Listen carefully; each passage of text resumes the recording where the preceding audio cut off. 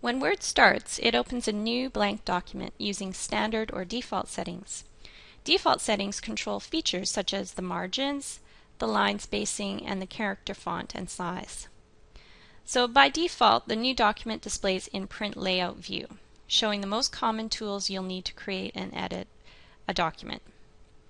Many of the elements in Word window are the same as those as other Microsoft Office programs like Excel and PowerPoint, such as the ribbon and the quick access toolbar. Those are the same throughout all the programs in Microsoft Office. But there are other elements that are unique to Word, such as the rulers, and I'll show you the rulers in a moment.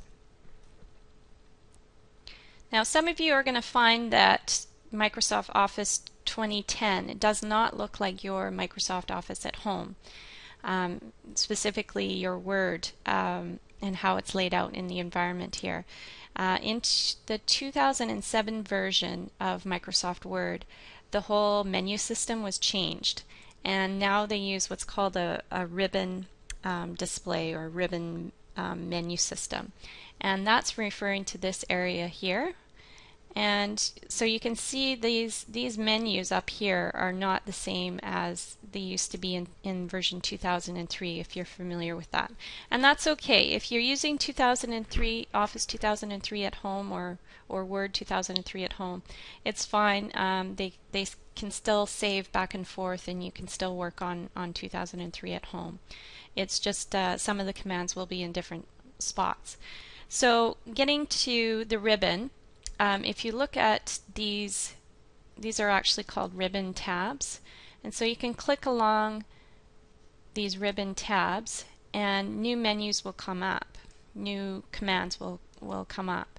And so this home tab, this home ribbon tab, is where a lot of your formatting is happening. So your bold, your italics, your underline, your font size, your font style, any of your margin, center text, left align text, indentations, bullets, things like that. These are more commonly used, and so they're referred to as the home commands. So you'll definitely be using this ribbon tab the most often. And you can explore these tabs on your own and take a look, and we'll get into more detail about what's in each of these tabs a little bit later on in the tutorial. We also have what's called the quick access toolbar, and this is this here. So where you used to have the save, the print commands in the file menu here, now you have what's called the quick access toolbar, and so some of those commands that you use most commonly are right up in this corner here. And so you can see you can save, you can undo, you can redo something as well. You can also customize this and add more commands along here if you wish.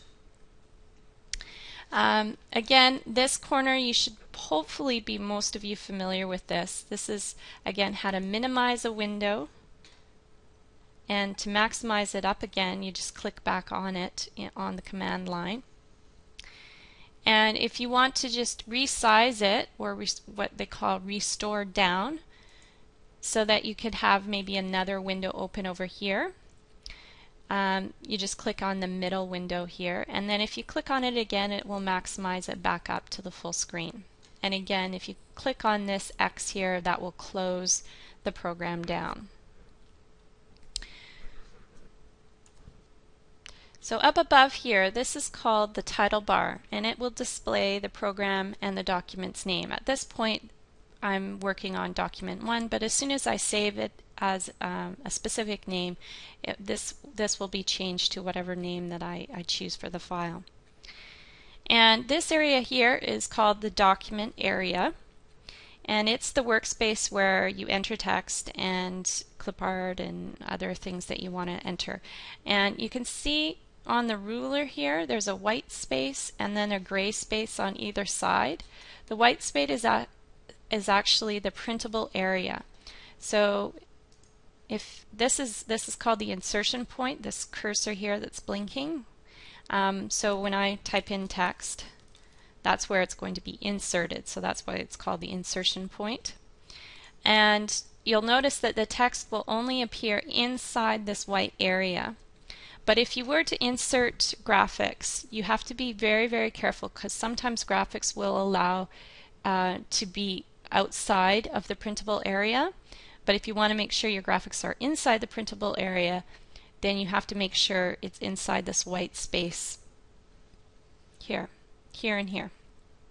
Okay? Otherwise it won't print out. So it has to be inside this area here. So that's basically the margins of the page. Okay, so also show you the scroll bar here.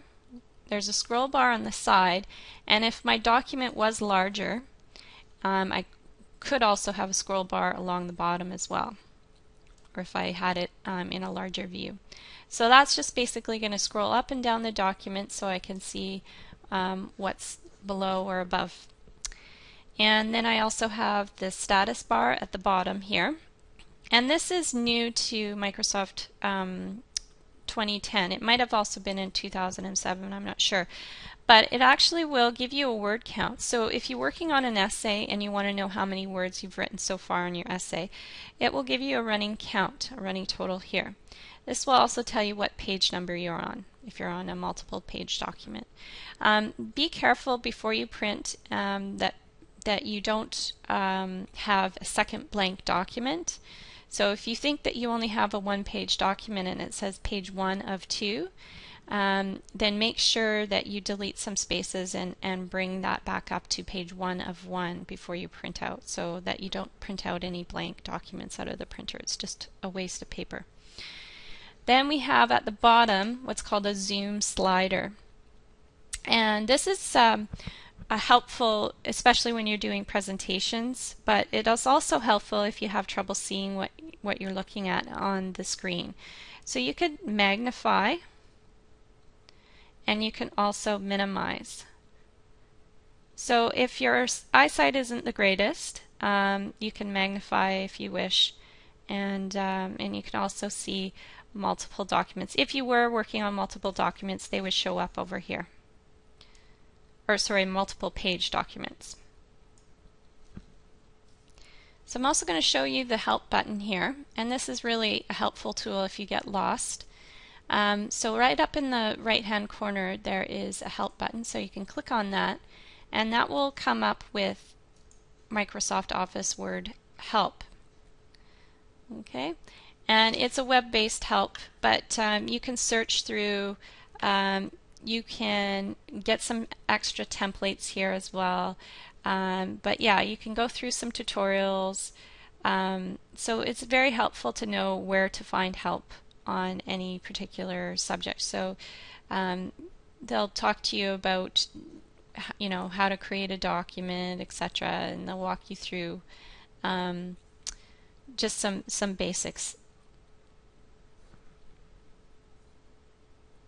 Okay, so now I'll show you the last thing here is the view buttons on the bottom of your screen. So if you click on these buttons here, it'll actually change the viewing of your document.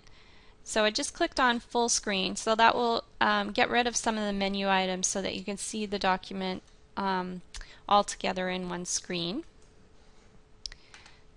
And then you can choose also web layout, and that will show you a preview of what your page would look like for the web. And you can actually save any of your Word documents as web pages, so it will code it for the web and you can upload it to your website. You can also change it to outline view, and there's different options in these different views, and we'll go through that a little bit more later. And then draft view. Okay, so I'm just going to keep it on print layout view because that's actually going to show me how your document's going to look when it's printed out.